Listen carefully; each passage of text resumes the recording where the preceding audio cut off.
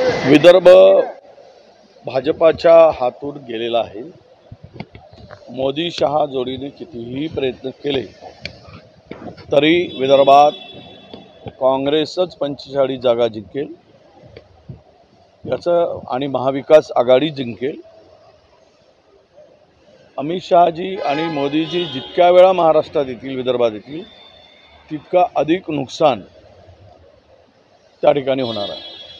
याचं कारण असं आहे की मोदीजी चंद्रपुरात गेले, तिकडे हारले, ते गोंदियात गेले, भंडारा गोंदियामध्ये तिथे गेले। नशीब की ते नागपुरात नाही आलेत म्हणून गडकरी जिंकू शकले। तिथे आले असते तर तिथेही त्यांचा पराजय झाला असता। त्यामुळं यांनी कितीही प्रयास करू देत, महाराष्ट्रातील जनतेने ठरवलेलं आहे की महायुतीला महाराष्ट्रातून हद्दपार करायचं आणि महाविकास आघाडीला निवडून आणायचं। इथे अमित शहाजी आल्यानंतर गडकरीजी गायब असतात आणि गडकरीसारखा प्रमुख नेता जर ज्यावेळेस गायब असतो किंवा त्यात येत नाही, उपस्थित राहत नाही, याचा अर्थ असा आहे की भाजपाचे पाय आता खोलात गेलेले आहेत। ते कितीही प्रयत्न केले तरी ते पुन्हा बाहेर काढू शकत नाही। अमित शहा यांनी असंही म्हटलेलं आहे की काँग्रेस आपला सगळ्यात मोठा शत्रू आहे, शरद पवार आणि उभाटा यांना देखील रोखायचं, त्यामुळे बूथवर मतदान वाढवा आणि काँग्रेसचे कार्यकर्ते आपल्याकडे फिरतील। आता काँग्रेसचे नाही, भाजपचे कार्यकर्ते काँग्रेसकडे येत आहेत, त्यामुळे त्यांनी आमच्याकडे आता इनकमिंग होईल, जे त्यांच्याकडे इनकमिंग होती आता तिकडे अवकाळी पावसाची झड पोचते आणि इकडे इनकमिंग सुरू होते आहे। त्यामुळं त्यांना कितीही प्रयत्न करू द्या, त्यांनी काहीही फरक पडणार नाही। अक्षय शिंदे प्रकरणात अनेक ठिकाणी होर्डिंग्स लागलेले आहे आणि हा देवाभाऊंचा न्याय असं म्हटलेलं आहे। तुम्हाला दुतोंडी साप विरोधकांना म्हणताय, तुम्हीच म्हणायचे की एन्काउंटर करा आणि आज एन्काउंटर झाला तर त्याच्यावर टीका केली। अरे हे एन्काउंटर करा नाही, जाहीर कायदा दुरुस्ती करा ना, जाहीर फाशी द्या, चौकात आणून एन्काउंटर करा। यामागचं षडयंत्र काय आहे?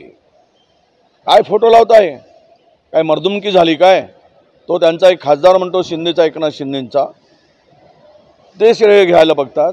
एखाद्याचा जीव घ्यायचा तो बेकायदेशीर, कायद्याने त्याला सजा द्यायला पाहिजे, कायद्याने तो शिक्षेस पात्र ठरायला पाहिजे। हे सोडून ज्या पद्धतीनं एन्काउंटरची भाषा करतायत, हे केवळ भाजपच्या आणि RSSच्या लोकांना वाचवण्यासाठी त्याचा एन्काउंटर केला आहे। हे काय मर्दुमकी केली नाही।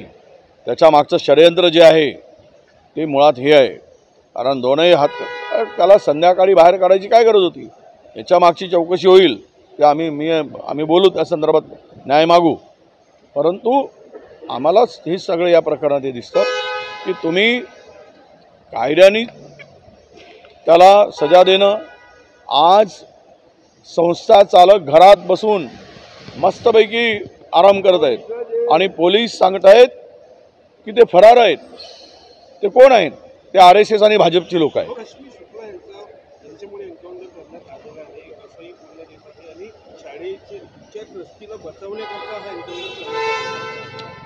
जनता, मी सांगितलं ते त्या शाळेच्या संस्था चालक जे आहेत ते भाजपचे पदाधिकारी आहेत, RSSचे ते प्रमुख व्यक्ती आहेत आणि अद्यापही त्यांना अटक झाली नाही, त्यांच्यावर कारवाई झालेली नाही। का केली नाही? माझा दावा आहे ते घरात बसून आहे, पोलीस त्यांच्यापर्यंत जात नाही, घरापर्यंत जात नाही, चौकशी करत नाही, अटक करत नाही। हेच ते प्रकरण पूर्ण दाबण्यासाठी हा षडयंत्र आहे, हा रडीचा डाव आहे। महिलांचे मतं मिळवण्यासाठी लाडकी बहीण योजना आणलेली आहे असं काल भाजपच्या एका आमदारांनी बोलला। म्हणजे खायचे दात आणि दाखवायचे दात आता उघड झाले। यांच्या मागे लाडकी बहीण नाही तर लाडके मतं आहेत, हे आता सिद्ध झालेलं आहे।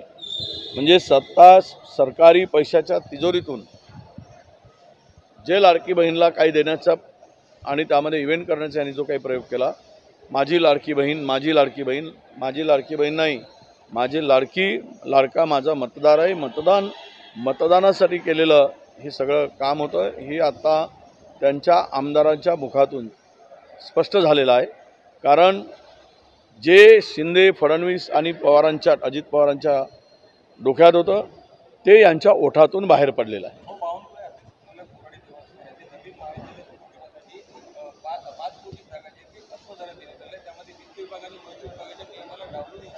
नाही, ते जमीन खाण्यामध्ये तर हे लोक हे फार वस्ताद आहे. सगळ्या प्राईम लँड, सगळ्या जमिनी भाजपाने सरसकट खशात घालण्याचं काम सुरू केलं आहे. महाराष्ट्राचे हे खऱ्या अर्थानं जमीन लुटारू सरकार म्हणून यांची ओळख होणार आहे. पूर्ण प्राईम लँड, सगळ्या शहरातल्या जमिनी त्यांच्या संस्थांना, त्यांच्या मोठमोठ्या डेव्हलपरला, बिल्डरला 25% दराने रेडी रेकनरच्या. आमच्याकडे जवळपास सांगितलं मी 5 लाख कोटीच्या जमिनी यांनी आतापर्यंत वाटलेल्या आहेत.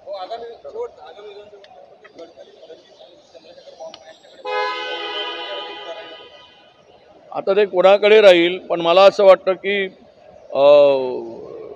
ते नागपुरांच्याकडे धुरा राहिली, नागपूरच्या भाजपकडे, तर आम्हाला आनंद आहे. त्यांच्याकडे धुरा दिली की मग आम्ही बिनधास्त राहणार.